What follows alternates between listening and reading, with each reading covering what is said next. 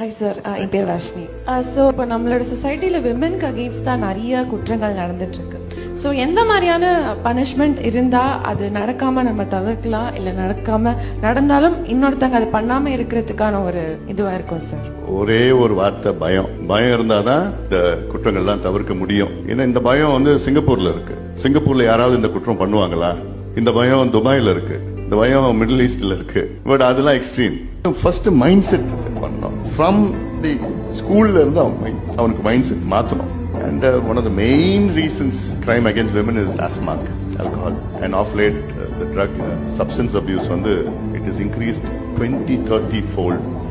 Back to my first, இது வந்து பயம் இருக்கும். பயம் இருந்தாதான் இந்த குற்றங்கள்லாம். India is a big country, huge country. கடுமையான சட்டங்கள் இருக்கு, and our legal system கொஞ்சம் ஸ்லோவா இருக்கு. Thank you. தேங்க்யூ.